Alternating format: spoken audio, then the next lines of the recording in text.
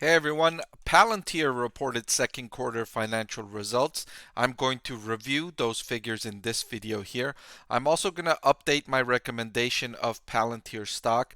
Coming into this report, I had Palantir stock rated as a buy, so you're going to want to tune in to see if I'm changing that recommendation. So, starting with total revenue, which increased by 13% to 533 million, revenue growth has decelerated for Palantir in recent quarters.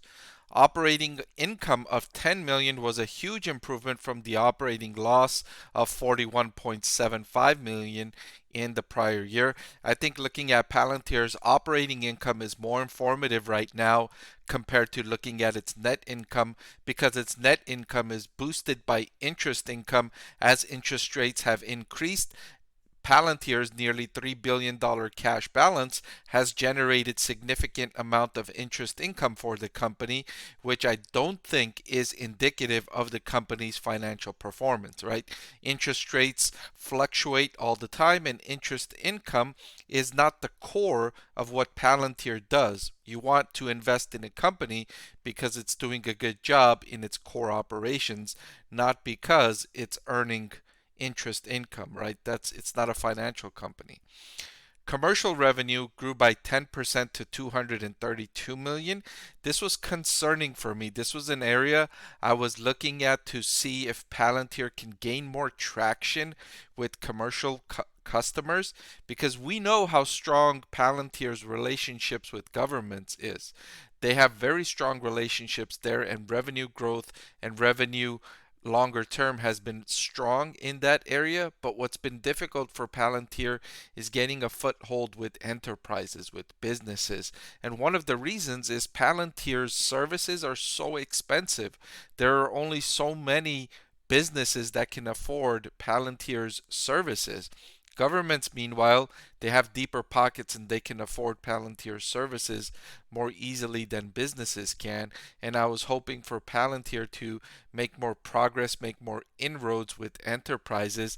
They've been talking about finding a way to lower their cost of service so that they can dig deeper and make their services more affordable to more companies without sacrificing the quality of service. But that has yet to come to fruition just yet.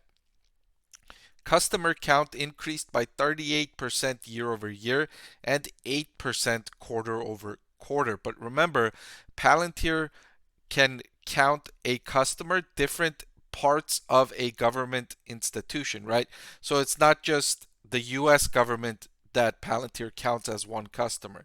It can be one part of the US government, for example, the Food and Drug Administration, right? The FDA. It can count that as a customer, and then it can count the Education Department as another customer, and so on. And so it can go deeper into the same government in different parts of the government, and in that way increase the customer count. Here was something that is truly impressive for Palantir, in that it's been able to grow its revenue while keeping its costs under control.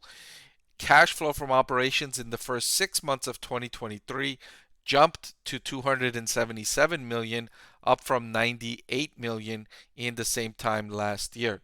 So this is something I've been impressed with Palantir. This is why I had the stock rated as a buy for several months now.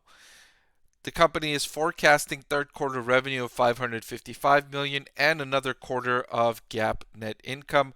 So the third quarter revenue would be a slight increase from the second quarter revenue, not a big jump at all.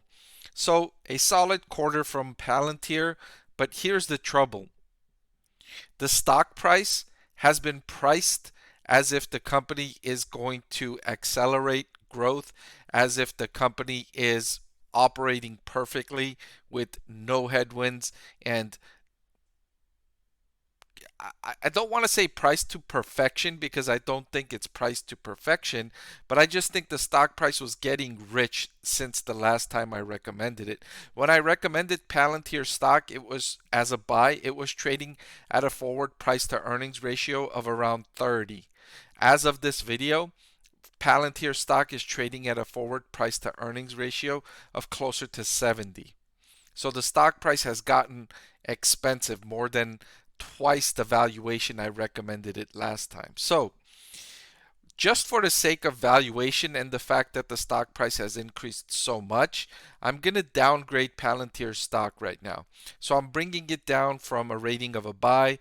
I'm bringing it down to the borderline between a buy and a hold, just because the valuation has gotten expensive.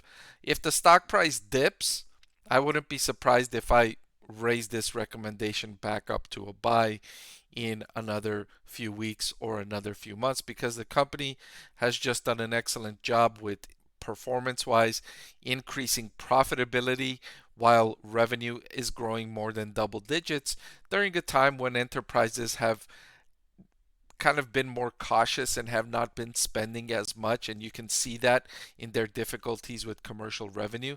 So company's done well, it's just the price is so expensive at this point. So for that reason, I'm just bringing it down one notch to the borderline of buy and hold, on the borderline of buy and hold. All right, but that's all I've got for this video. Thank you so much for watching. I want to thank the Motley Fool for sponsoring this video. Visit fool.com/Parkev for the 10 best stocks to buy now.